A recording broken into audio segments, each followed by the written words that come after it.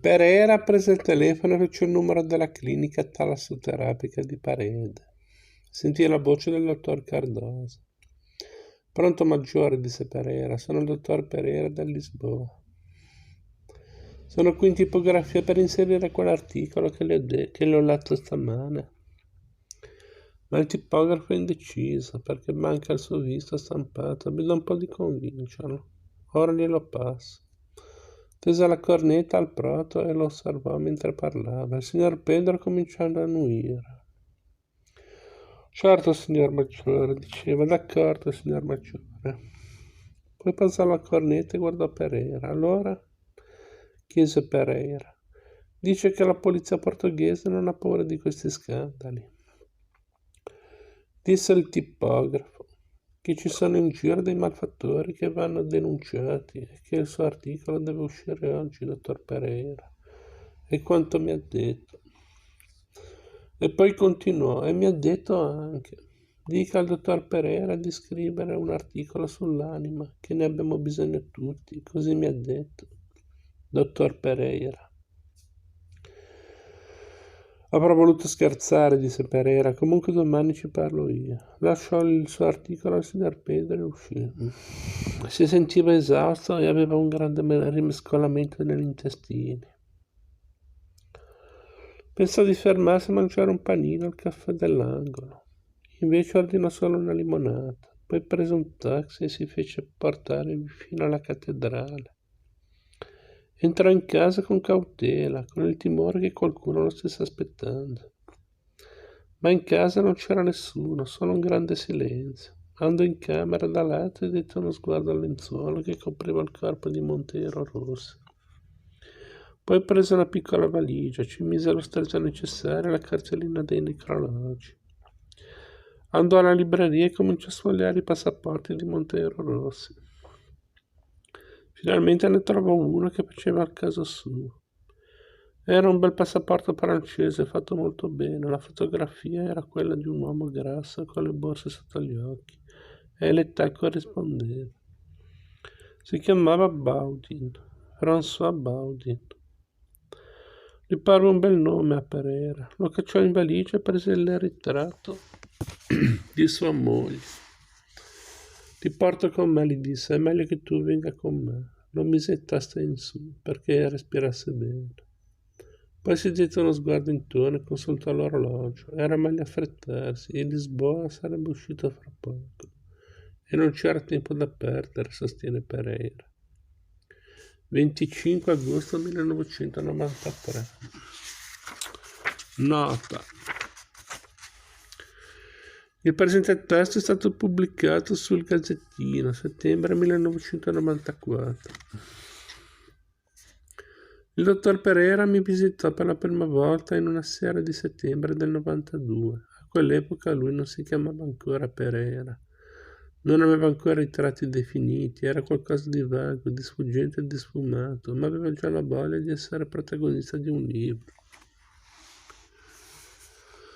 Era solo un personaggio in cerca d'autore, non so perché scelse proprio me per essere raccontato. Un'ipotesi possibile è che il mese prima, in una torrida giornata d'agosto di Lisbona, anch'io avevo fatto una visita.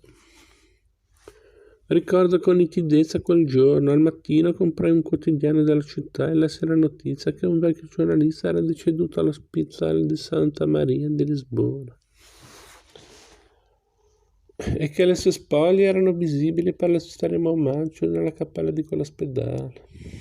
Per discrezione non desiderò rivelare il nome di quella persona. Dirò solo che era una persona che abbiamo fuggevolmente conosciuto a Parigi alla fine degli anni 60, quando egli, da esiliato portoghese, scriveva su un giornale parigino. Era un uomo che aveva esercitato il suo mestiere di giornalista negli anni 40 e 50 in Portogallo sotto la dittatura di Salazar. ed era riuscito a giocare una beffa alla dittatura salazarista, pubblicando su un giornale portoghese un articolo feroce contro il regime. Poi naturalmente aveva avuto seri problemi con la polizia e aveva dovuto scegliere la via dell'esilio. Sapevo che dopo il 74, quando il Portogallo ritrovò la democrazia, era ritornato nel suo paese, ma non lo avevo più incontrato. Non scriveva più, era in pensione. Non so come vivesse, era stato purtroppo dimenticato. In quel periodo il Portogallo viveva la vita convulsa e agitata di un paese che ritrovava la democrazia dopo 50 anni di dittatura. Era un paese giovane, diretto da gente giovane, nessuno si ricordava più di un vecchio giornalista che alla fine degli anni 40 si era opposto con determinazione alla dittatura salazarista. Andai a visitare la salma alle 2 del pomeriggio. La cappella dell'ospedale era deserta, la bara era scoperta. Quel signore era cattolico e gli avevano posato sul petto un Cristo di legno. Mi trattenni presso di lui una decina di minuti. Era un vecchio robusto, anzi grasso. Quando l'avevo conosciuto a Parigi era un uomo su 50 anni, agile e svelto. La vecchiaia, forse una vita difficile, avevano fatto di lui un vecchio grasso e flaccido. Ai piedi della bara, su un piccolo leggio, c'era un registro aperto dove erano riportate le firme dei visitatori. C'erano scritti alcuni nomi, ma io non conoscevo nessuno, forse erano suoi vecchi colleghi, gente che aveva vissuto con lui le stesse battaglie, giornalisti in pensione. In settembre, come dicevo, Pereira a sua volta mi visitò.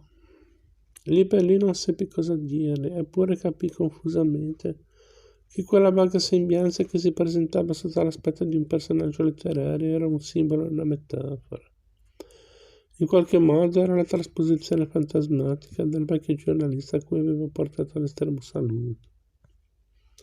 Mi sentii imbarazzato, ma l'accolsi con affetto. Quella sera di settembre compresi vagamente che un'anima che vagava nello spazio dell'etere aveva bisogno di me per raccontarsi, per descrivere una scelta, un tormento, una vita. In quel privilegiato spazio che precede il momento di prender sonno e che per me è lo spazio più idoneo per ricevere le visite dei miei personaggi, gli disse che tornasse ancora, che si confidasse con me, che mi raccontasse la sua storia. Lui tornò e io gli trovai subito un nome, Pereira. In portoghese Pereira significa albero del pero. E come tutti i nomi degli alberi da frutto è un cognome di origine ebraica, così come in Italia i cognomi di origine ebraica sono nomi di città.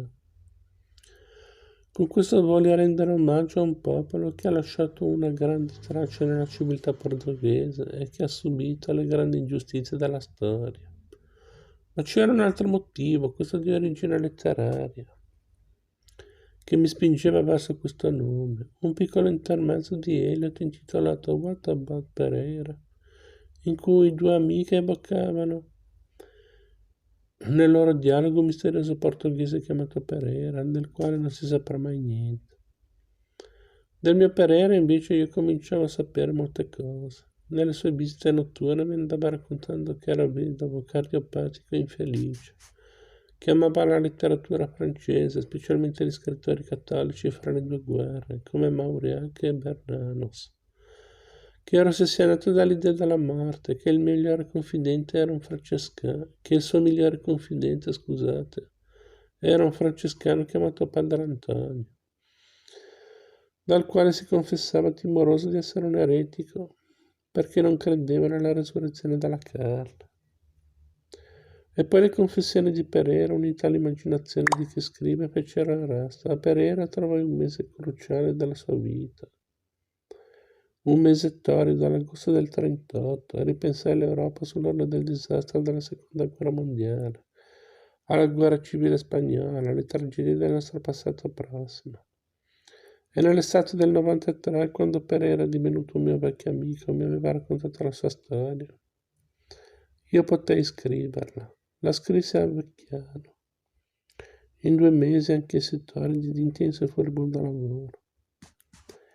Per una fortunata coincidenza finì di scrivere l'ultima pagina il 25 agosto del 93 e volevo registrare quella data sulla pagina perché per me è un giorno importante. Il compleanno di mia figlia, mi parve un segnale, un auspicio. Il giorno felice della nascita di un mio figlio.